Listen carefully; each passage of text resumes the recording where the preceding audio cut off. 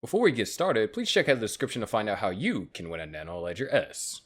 Both Ethereum and Cardano have loyal investors who have respectively gained on their investment, and for this reason believe that the investment will continue to pay off in the long term. Charles Hoskinson is never weary of speaking in favor of his quote-unquote baby. He has gone ahead to establish the claim that Cardano will beat Ethereum, and even predicted a moment for it. Is this some form of retaliation due to his old history with the Ethereum founder, or is it more of a bluff? Well, let's get into the video to find out. And as always, be sure to watch this video until the end to not miss a single thing.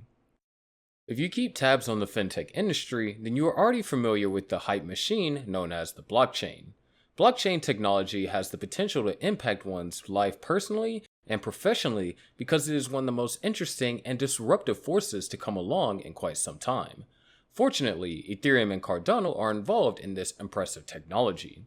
The primary feature introduced by Ethereum is smart contracts, which is a set of algorithms that perform functions when certain conditions are met. The reason why it's decentralized is that there's no need for a third party to ensure that things are taken care of. Everything is peer-to-peer with no central authority. On the other hand, Cardano focuses predominantly on peer review and scientific studies. It is considered to be a third-generation platform and shares similar issues with the second-generation platform, Ethereum. These issues are mainly scalability, interoperability, and sustainability, which are justified by the fact that the founders of the platform have some old history. If you are investing in cryptocurrencies, you have certainly heard of Cardano versus Ethereum debate. They are often compared to each other because their networks provide similar offerings. They are both blockchain platforms created to function as decentralized application platforms. This is a distinguishing factor from cryptocurrencies like Bitcoin, which functions as a medium of exchange and a store of value. The heart of any blockchain platform is the algorithm it uses to create blocks and validate transactions.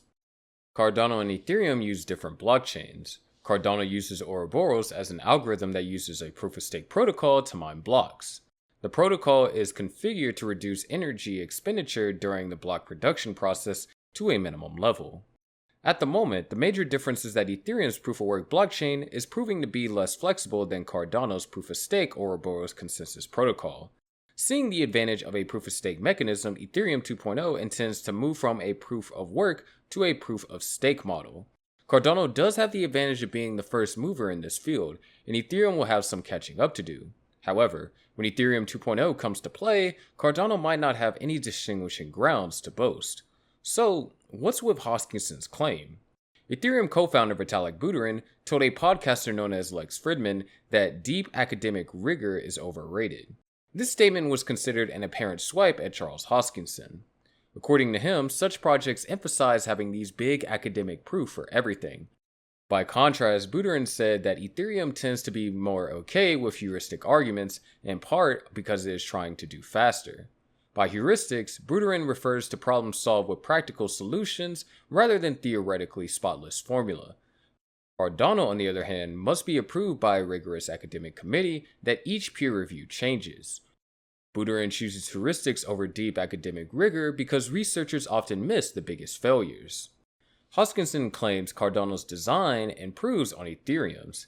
He said his opinions made him unpopular with the Ethereum developers when he was building the project back in 2013. Hoskinson also said back in 2019, "A lot of people hate me in the Ethereum ecosystem. They say I am a monster, and that's the only reason I got involved was because I wanted to hurt Ethereum." Replying to Buterin's swipe, he said, "I just happen to believe the way we do things is a bit more mature and responsible, because the way we do things result in a bearer assurance that the systems we build won't fail," explaining that users' money and privacy are at stake if things were to go wrong. According to Hoskinson, if development were rushed and adoption soared to a point where changes couldn't be introduced anymore, that might result in tragically and brutally flawed software. As a counterexample, he mentions the Boeing 737 crashes, which were a result of software failures. As always, you gotta trust Hoskinson to defend his claim with cogent reasons. He added that Cardano will stick to his guiding principle of evidence-based software that relies on academic peer review processes run through conferences.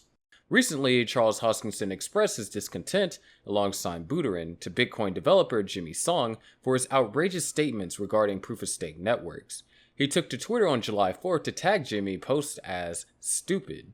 The level of stupid here is beyond explanation, he said to be specific.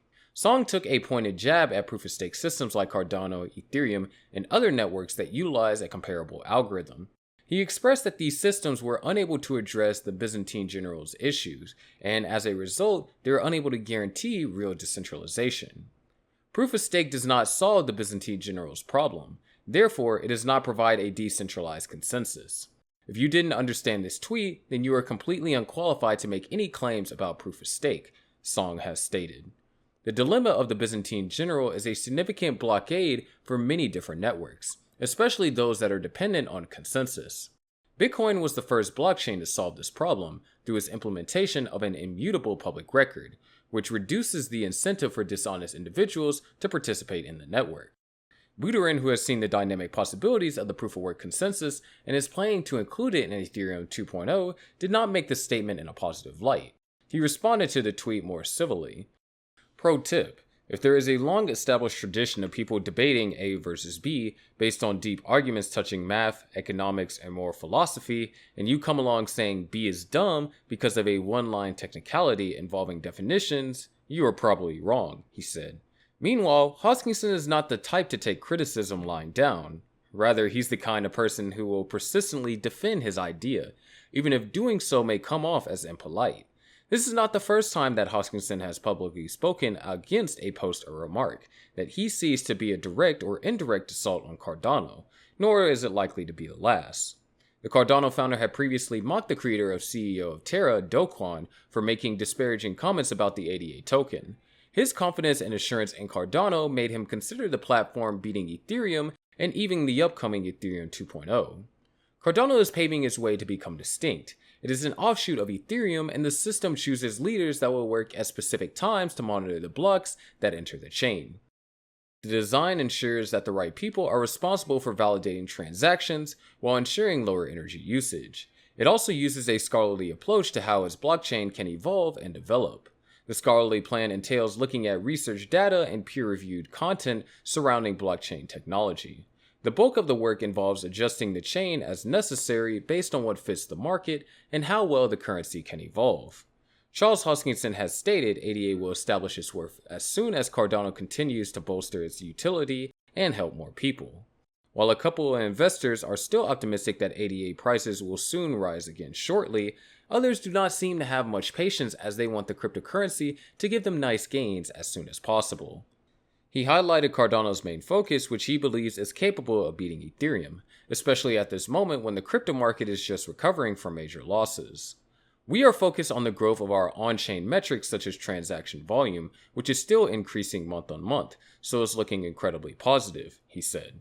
Many cryptocurrencies are focused inwards. They solve problems inside the crypto world or are decentralized finance projects that only generate more crypto tokens. Cardano already has partnerships with governments and organizations across the globe, intending to use blockchain technology to change lives.